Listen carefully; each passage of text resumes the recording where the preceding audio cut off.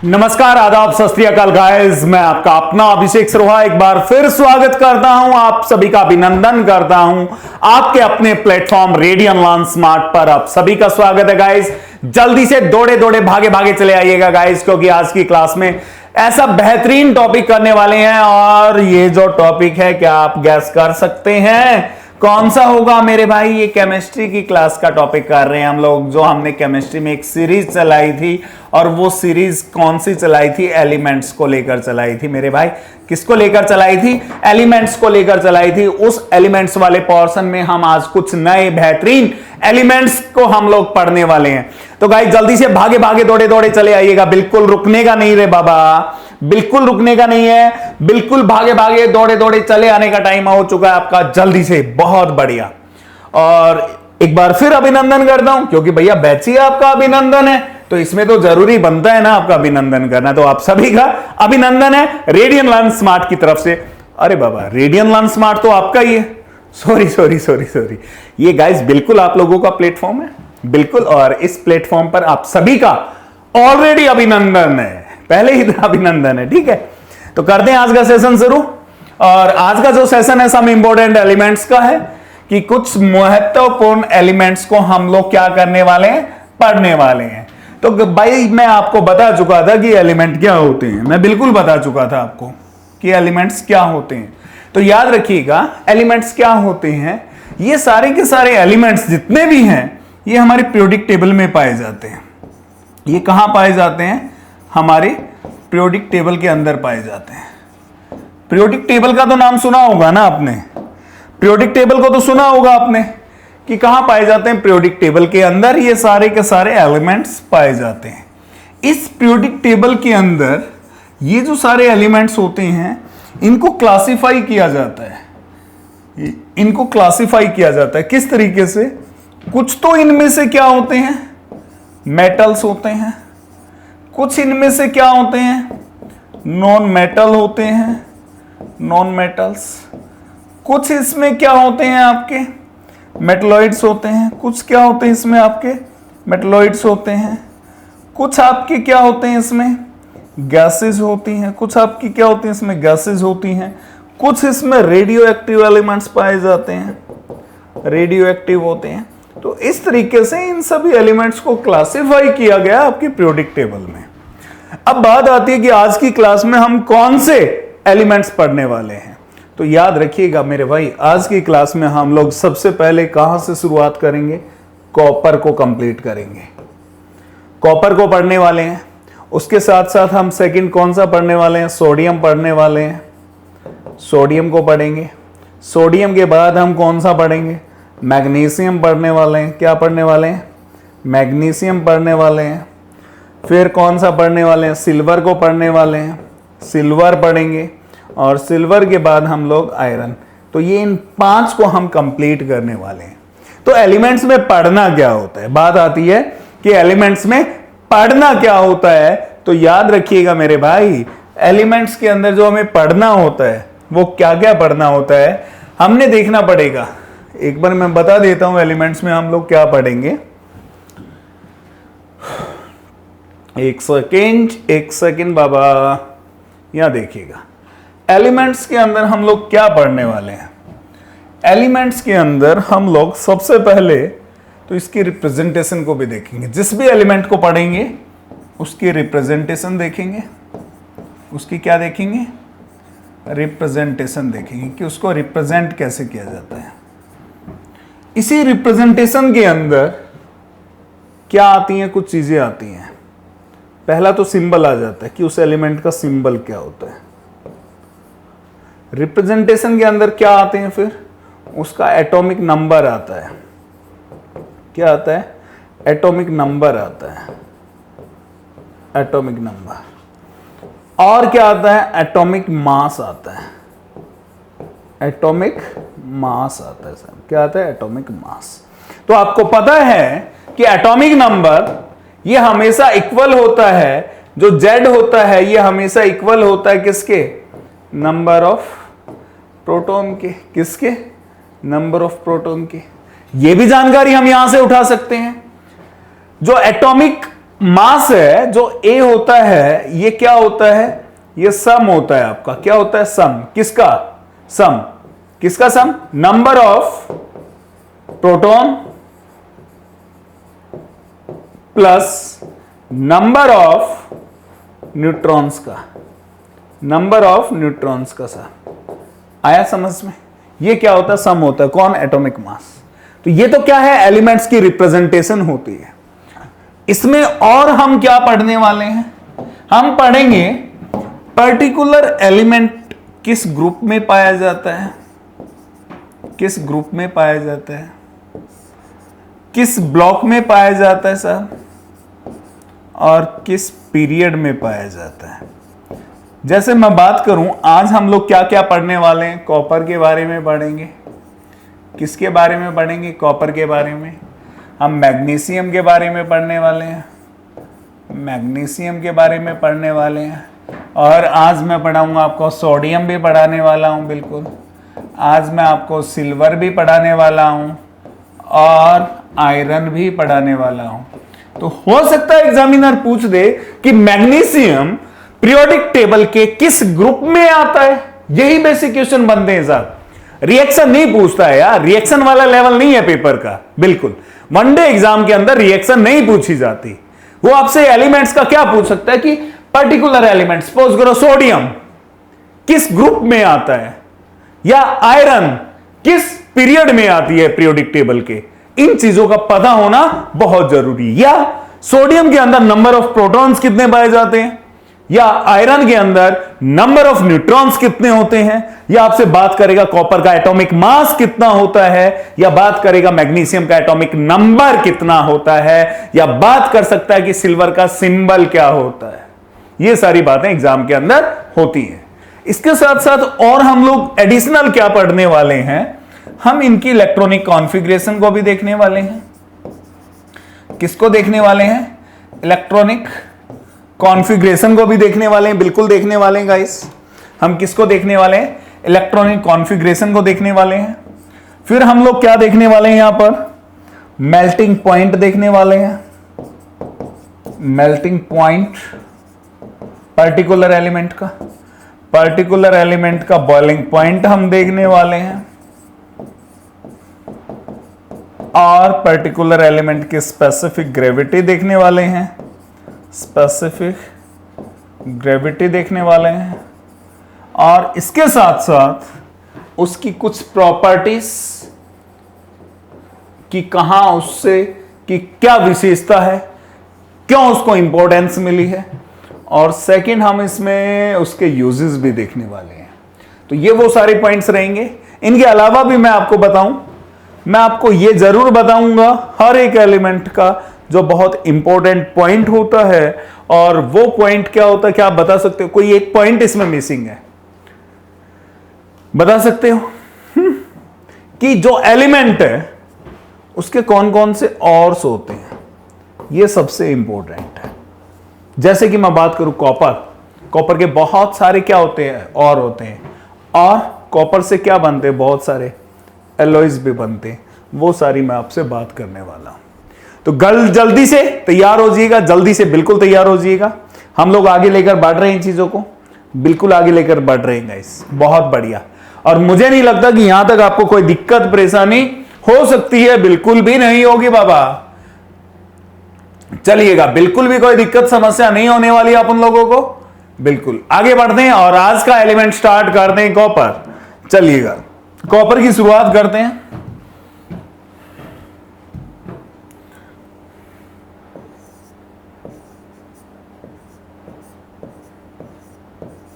Copper, ये जो copper है आप इसे कैसा लिखा हुआ पाते हैं, Cu, कुछ ऐसा लिखा हुआ मिलेगा आपको। और इसके अंदर जो चीजें मिलने वाली हैं वो क्या मिलने वाली हैं बाबा, यहां देखिएगा 29 और 64, ये कुछ आपको ऐसा मिलता है। तो याद रखिएगा ये वाला जो पार्ट है,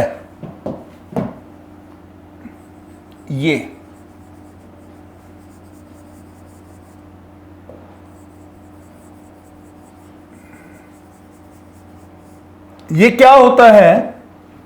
रिप्रेजेंटेशन है। ये क्या है? रिप्रेजेंटेशन है साहब। किसकी रिप्रेजेंटेशन है? कॉपर की। इस रिप्रेजेंटेशन के अंदर क्या क्या मिलता हुआ नजर आ रहा है आपको? इसका सिंबल मिलता हुआ नजर आ रहा है और इसमें 2 नंबर्स लिखे हुए हैं। ये नंबर्स क्या होते हैं वो भी देख लेते हैं साहब।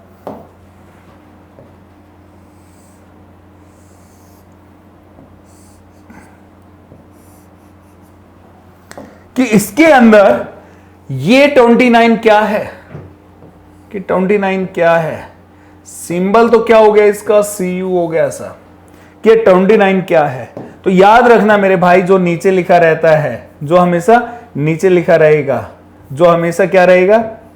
नीचे लिखा रहेगा। ध्यान से देखना, जो यहां पर नीचे लिखा रहता है एलिमेंट के, ये उसका क्या होता है? एटॉमिक नंबर होता है। क्या होता है? एटॉमिक नंबर होता है।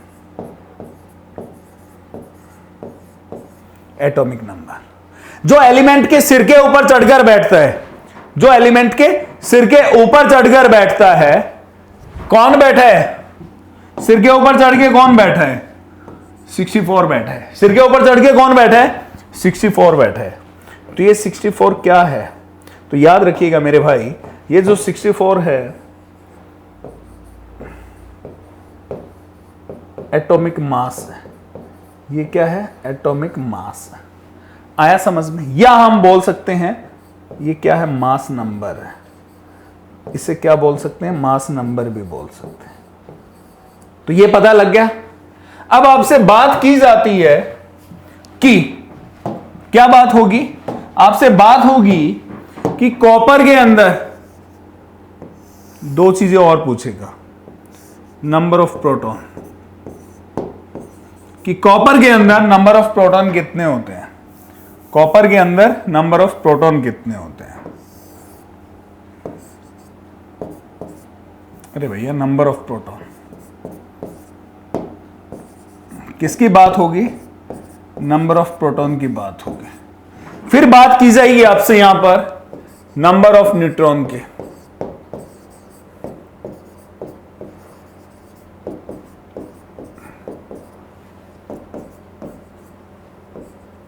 नंबर ऑफ न्यूट्रॉन्स के। तो यहां देखेंगे आप लोग, जो नंबर ऑफ प्रोटॉन है किसी के भी हो एलिमेंट के, मैं ये नहीं कहता कि सिर्फ कॉपर की बात कर रहा हूं, ठीक है, मैं किसी एक इंडिविजुअल कॉपर की बात नहीं कर रहा, इसमें कोई भी एलिमेंट हो सकता है आपका, तो उसके जो नंबर ऑफ प्रोटॉन है वो हमेशा किसके इक्वल पाए जाते हैं? जेड के। अब कहोगे कि सर जेड क्या होता है? तो भैया ये जेड होता है आपका, ये जेड होता है, ये ए होता है और ये क्या होता है? एक्स होता है। किसके अंदर? एलिमेंट की रिप्रेजेंटेशन के अंदर होता है बाबा। तो ये जेड है। जेड का मतलब क्या मिला आपको यहां पर? Atomic number. क्या मिला? Atomic number. क्या मिला? Atomic number. तो यार याद रखना मेरे दोस्तों, एटॉमिक नंबर कितना है? 29। कितना है? 29 है। तो भैया इसमें नंबर ऑफ प्रोटॉन कितने हो जाएंगे? 29। कितने हो जाएंगे? 29। अब नंबर ऑफ न्यूट्रॉन्स पता करने हैं। न्यूट्रॉन्स के लिए हमारे पास एक फार्मूला होता है। न्यूट्रॉन्स के लिए हमारे पास एक फार्मूला होता है, A is equal to P plus N। A is equal to P plus N। A क्या है यहां पर? A यहां पर एटॉमिक मास होता है। क्या होता है? एटॉमिक मास होता है। P क्या है यहां पर? नंबर ऑफ प्रोटॉन होते हैं साहब। क्या होते हैं? नंबर ऑफ प्रोटॉन होते हैं। N क्या है? नंबर ऑफ न्यूट्रॉन होते हैं। तो निकालना क्या हमने? न्यूट्रॉन्स को ही निकालना है साहब। किसको निकालना है? न्यूट्रॉन्स को निकालना है। तो A दिया हुआ है, कितना दिया हुआ है रे बाबा? 64 दिया हुआ है। कितना दिया हुआ है? 64। P अभी अभी निकाला है, नंबर ऑफ प्रोटॉन किसके बराबर? Z के बराबर। Z कितना? 29। अब निकालना क्या है? N निकालना है। तो अब आज देखते हैं कि आपका मैथ्स कैसा है। अब हम देखते हैं कि आपका मैथ्स कैसा है। इस मैथ्स के अंदर आप कैसे जीत पाते हो, जल्दी से बताइएगा। अब मैं क्या करने वाला हूं? 64 में से माइनस करने वाला हूं किसको? 29 को, और यहां से n की वैल्यू पता लगने वाली है, मतलब कि नंबर ऑफ न्यूट्रॉन मिलने वाले। बाबा जल्दी बताइएगा, जल्दी। बहुत अच्छे। देखो यार, 64 में से 29 को माइनस करेंगे तो आपको पता है कि कितना होने वाला है, n की वैल्यू क्या आने वाली है यहां पर, और ये कैरी जाएगा यहां पर 33। n कितना आने वाला है 33, यस और नो, n कितना आने वाला है भैया, n कितने आने वाला है 33 नहीं 34, सॉरी नहीं यार, माइनस करके देखो भैया, हद होगी यार तुम्हारी, हद होगी। 64 में से ये लिखा हुआ है 29 को माइनस करेंगे तो कितना कैरी आता है, 14 होगा, 14 में से 9 गए, अरे भैया 14 में से 9 जाते हैं, 14 में से 9 कितना रहता है, 5 रहता है हमेशा, यहां पर 5 हो गया, 5 में से 3 गया 2, तो n की वैल्यू कितनी आ गई रे बाबा, n की वैल्यू ऑलवेज इक्वल टू 35, कितनी आ गई 35। तो इसमें नंबर ऑफ न्यूट्रॉन्स जो प्रेजेंट होंगे वो कितने होंगे, 35 न्यूट्रॉन्स होंगे, कितने होंगे 35 न्यूट्रॉन्स होंगे। आया समझ में? तो मुझे नहीं लगता कि यहां तक आपको कोई दिक्कत समस्या होने वाली है, बिल्कुल भी नहीं होने वाली, और होने भी नहीं दी जाएगी, होने भी नहीं दी जाएगी। आगे बढ़ते हैं, आगे बढ़ते हैं हम लोग, बिल्कुल यहां देखिएगा, हम बात कर रहे हैं किसकी, कॉपर की बात कर रहे हैं, हम बात किसकी कर रहे हैं, कॉपर की बात कर रहे हैं। तो अब बात यह आता है कि कॉपर की प्रॉपर्टी क्या है, तो याद रखना इस कॉपर को ट्रांजिशन एलिमेंट कहा जाता है भाई साहब, क्या कहा जाता है, ट्रांजिशन एलिमेंट कहा जाता है। कॉपर इज अ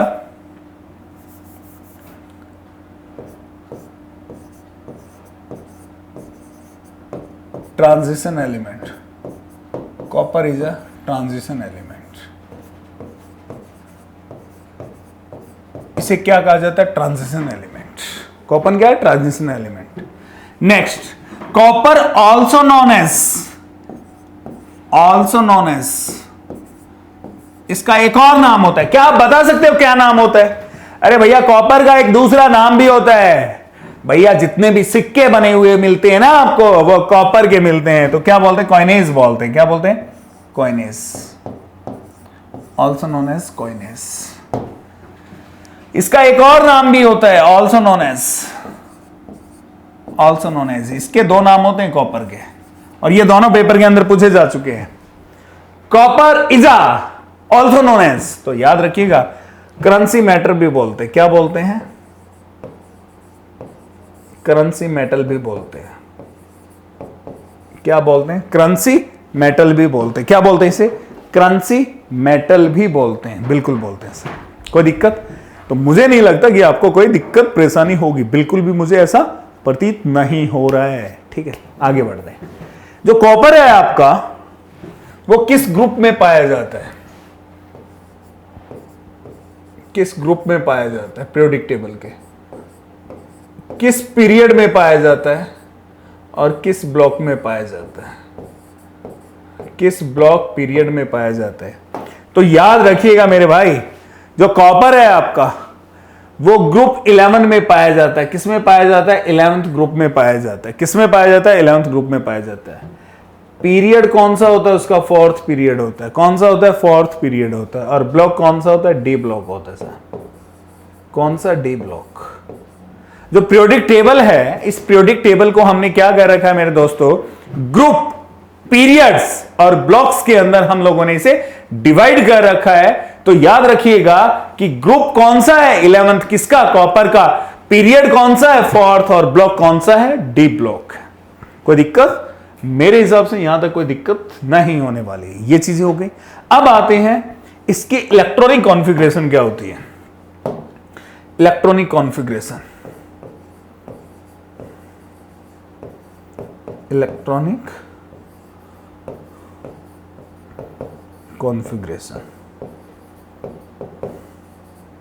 ये थोड़ा आपको कंसेप्ट होता है। ये कंसेप्ट मैं नेक्स्ट क्लास में जरूर समझाऊंगा कि कैसे हम किसी की इलेक्ट्रॉनिक कॉन्फ़िगरेशंस को निकालते हैं। ये जरूर मैं आपसे नेक्स्ट क्लास में डिस्कस करूंगा। लेकिन इससे पहले आपको एक काम जरूर करना पड़ेगा, जैसे मैं बता रहा हूं वैसे आपको याद रखना पड़ेगा। AR3, AR। अब कहोगे कि सर ये होता क्या है, AR यहां पर आपने क्यों लिखा? तो भैया ये सिंबल होता है एक एलिमेंट का, ये सिंबल मैं पढ़ाऊंगा 3D 4s, और जो s की वैल्यू होती है यहां पर कितनी होती है, 4s1 पावर होती है जो।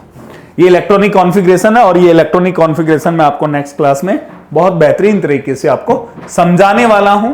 तो इस टॉपिक को आप अंडरलाइन करके रखेंगे कि नेक्स्ट क्लास जो अपनी होने वाली है उसमें हम इलेक्ट्रॉनिक कैलकुलेशन कैसे करते हैं, इलेक्ट्रॉनिक कॉन्फ़िगरेशन की कैलकुलेशन हम लोग कैसे करते हैं, नेक्स्ट क्लास में ये करने वाले हैं, ध्यान रखिएगा आप लोग। इससे आगे बढ़ते हैं, हम बात करते हैं अब कि जो कॉपर है इसका बॉइलिंग पॉइंट क्या होगा और मेल्टिंग पॉइंट क्या होगा।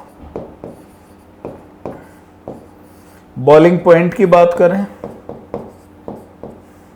मेल्टिंग पॉइंट की बात करें,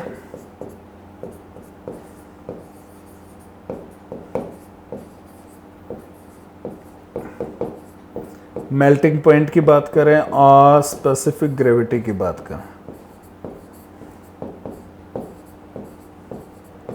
किसकी बात करें? स्पेसिफिक ग्रेविटी की बात करें। तो याद रखिएगा मेरे दोस्तों, याद रखिएगा जो इसका बॉइलिंग पॉइंट होता है वो कितना होता है? 2310 डिग्री सेल्सियस। कितना होता है? 2310 डिग्री सेल्सियस। मेल्टिंग पॉइंट हमेशा कम रहेगा इसका, वो कितना रहेगा? 1088 degree Celsius. 1088 degree Celsius. Specific gravity की बात करते हैं तो वो कितनी होती है? 8.95। तो मेरे हिसाब से मुझे दिक्कत नहीं लग रही है। क्या बाबा तुम्हें दिक्कत लग रही है?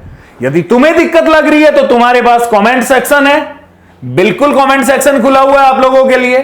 तो जल्दी से कमेंट सेक्शन में पहुंचिएगा और जल्दी से टाइप करके मुझे बताइएगा कि आपको कहां पर दिक्कत महसूस हो रही है। तो मेरे भाई उन सभी दिक्कतों का आपका समाधान किया जाएगा, बिल्कुल किया जाएगा। चलते हैं आगे बढ़ते हैं। जो कॉपर है आपका, जो आपका कॉपर है, यहां देखिएगा,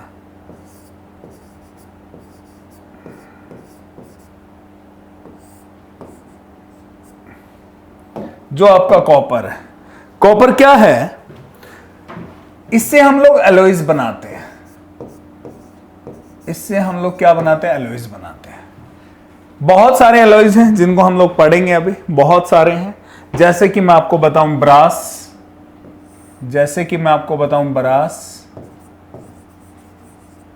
ब्रॉन्ज,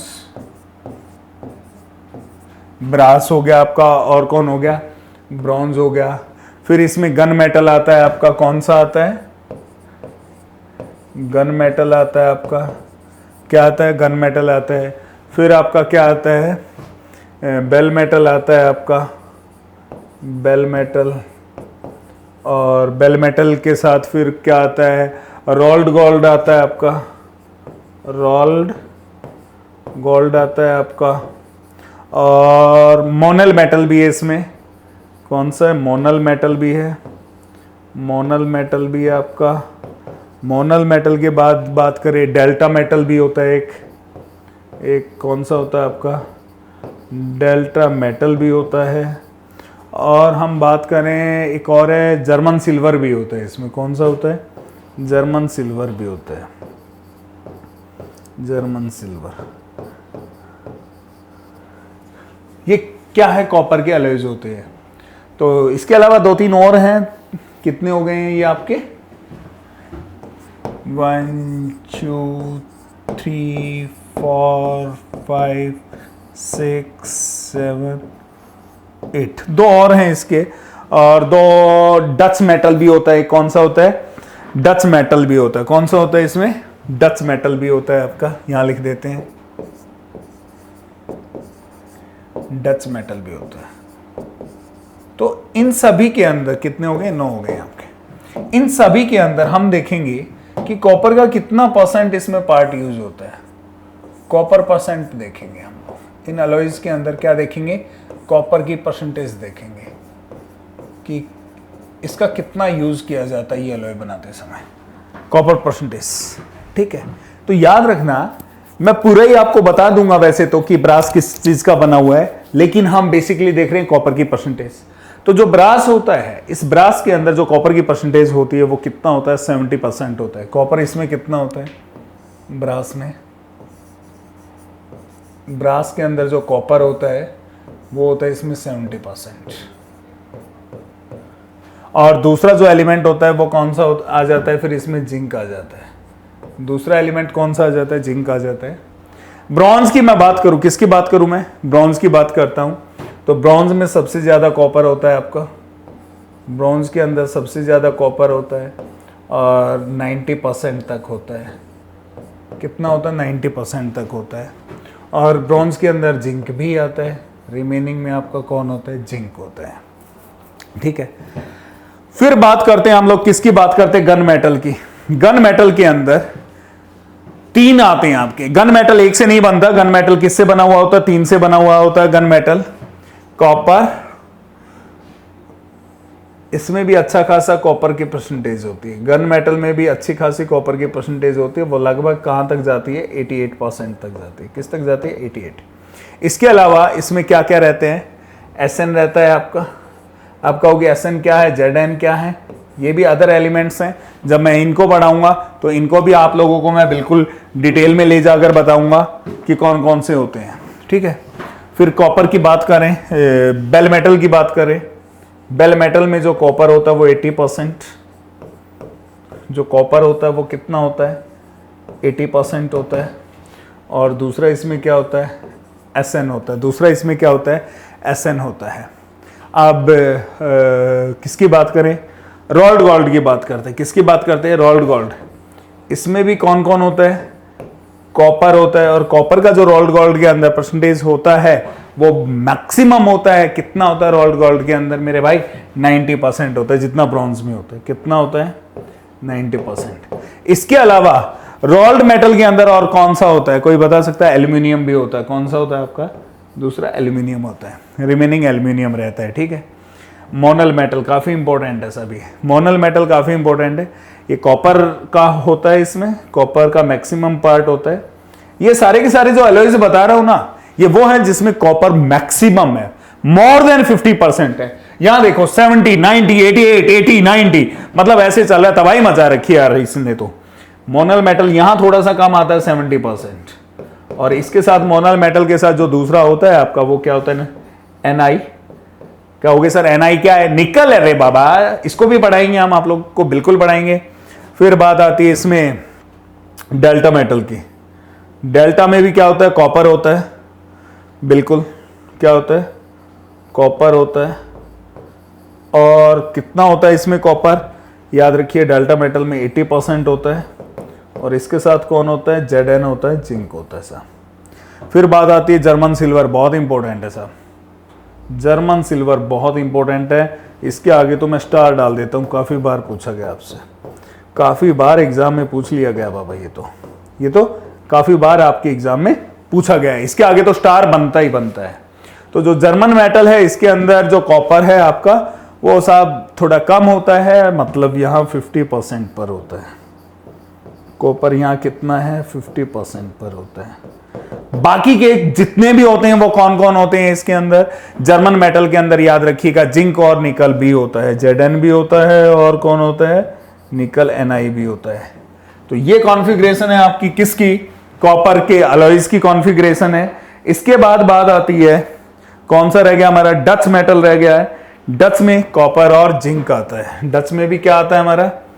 इसमें भी कॉपर, और इसमें भी कॉपर की जो परसेंटेज है वो कितनी होती है? 80% होता है कॉपर। कितना? 80%। और दूसरा कौन होता है? जिंक होता है सर। तो देखो यार, कॉपर की पता लगी, इन दोनों की तो जो बाद में बच गए हैं सिंबल्स, इनको आप बता सकते हो आप लोग, ऐसा नहीं कि नहीं बता सकते हैं। तो ये क्या थे? हमारे कॉपर के एलॉयज थे जिनका हम यूज करके, कॉपर का यूज करके हम लोग क्या बनाते हैं? कॉपर के ये बनाते हैं। ठीक है, बिल्कुल कोई दिक्कत मेरे हिसाब से मुझे नहीं लगता कि यहां तक कोई दिक्कत होने वाली है। बिल्कुल भी मुझे दिक्कत नहीं लग रही है। यदि इनकेस कोई दिक्कत है तो आप बिल्कुल पूछ सकते हैं, बिल्कुल पूछ सकते हैं। मुझे बिल्कुल भी नहीं लगता कि आपको कोई दिक्कत होगी। चलिएगा, कोई दिक्कत नहीं है, कोई भी दिक्कत। डेल्टा मेटल जो है, इसमें डेल्टा मेटल के अंदर यहां पर आपका आयरन भी आता है। डेल्टा मेटल में डेल्टा जो मेटल होगा इसमें क्या होता है डेल्टा मेटल के अंदर, आयरन भी आता है, कॉपर जिंक के साथ क्या आता है, आयरन भी आता है, Fe भी आता है आयरन, ध्यान रखिएगा, ठीक है। कुछ पार्ट इसमें आयरन का भी होता है, Fe का मतलब क्या होता है, आयरन होता है। और इससे हम क्या कर सकते हैं, और हम इससे क्या कर सकते हैं, यहां देखिएगा, जो कॉपर है आपका, जो कॉपर है आपका, कॉपर है, जो कॉपर है, इससे हमें पता लगा कि हम क्या बना सकते हैं, कॉपर से अलॉयज बना सकते हैं। तो कॉपर के जो इंपॉर्टेंट अलॉयज हैं वो सारे देखें। जो कॉपर है आपका वो क्या है, बेस्ट कंडक्टर है। कॉपर क्या है, बेस्ट कंडक्टर है, बेस्ट कंडक्टर। अब बहुत सारे मेरे भाई तो समझ जाएंगे कि ये बस वाला कंडक्टर होगा, है ना, बस में जो टिकट देता है, एक सेकंड सॉरी यार, बहुत सारे मेरे भाई सोच जाएंगे कि ये तो बस वाला कंडक्टर होगा। अरे नहीं, बस वाला कंडक्टर नहीं है, ये मेरे भाई इलेक्ट्रिसिटी वाला है, best conductor of electricity as well as heat. ये हीट और इलेक्ट्रिसिटी का क्या है, बेस्ट कंडक्टर होता है। इससे हम डोमेस्टिक यूटेंसिल्स भी बनाते हैं, घर के अंदर कामकाज आने वाले बर्तन भी बनाते हैं, यूटेंसिल्स भी बनाते हैं, ठीक है। और इससे कॉइन्स भी बनाते हैं हम लोग, क्या बनाते हैं, कॉइन्स भी बनाते हैं, इससे कॉइन्स भी बनाते हैं। और कॉपर से वायर भी बनाते हैं, कॉपर से हम लोग क्या बनाते हैं, वायर्स भी बनाते हैं। तो ये सारे के सारे क्या होते हैं, हमारे यूजेस होते हैं, ये सारे के सारे हमारे क्या होते हैं, यूजेस होते हैं। तो मुझे नहीं लगता कि अब आपको यहां तक कोई दिक्कत परेशानी होगी, बिल्कुल भी मुझे ऐसा नहीं लग रहा। तो यहां पर आज की क्लास के अंदर हमने क्या पढ़ा, कॉपर को पढ़ा, और कॉपर के इन सारे पॉइंट्स को पढ़ा हमने, कॉपर्स के, कि कॉपर की प्रेजेंटेशन क्या होती है, सिंबल प्रेजेंटेशन, सिंबल प्रेजेंटेशन। तो कोई भी एलिमेंट होता है ना, उसको ऐसे रिप्रेजेंट किया जाता है, इस तरीके से रिप्रेजेंट किया जाता है।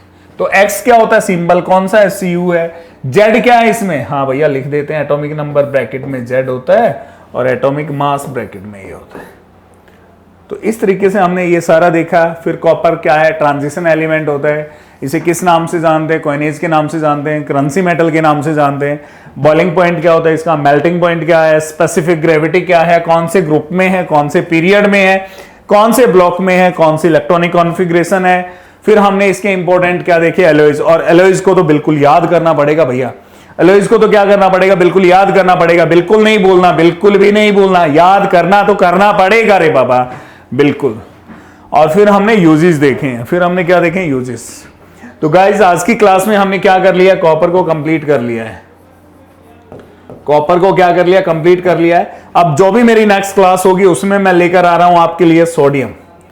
उसमें नेक्स्ट क्लास में मैं डिस्कस करने वाला हूं सोडियम, सिल्वर रहता है हमारा, मैग्नीशियम रहता है, और क्या रहता है, आयरन रहता है साहब। कौन सा रहता है, आयरन रहता है। तो गाइस अब फिर समय हो गया आपसे अलविदा लेने का, तो मुलाकात करते हैं आपसे अगली क्लास में। इसी जोश और एनर्जी के साथ बने रहेंगे। तो गाइस जल्दी से नोट कीजिएगा, और अब मुलाकात का समय हो गया है अगली क्लास में आपका। और अगली क्लास इंग्लिश की क्लास कुछ ही देर में स्टार्ट हो रही है आप लोगों की। चलिएगा गाइस, आज के लिए इतना ही। Thank you so much, love you all, जय हिंद, जय भारत मां, जय हिंद, जय भारत मां। Thank you so much, love you all, thank you so much.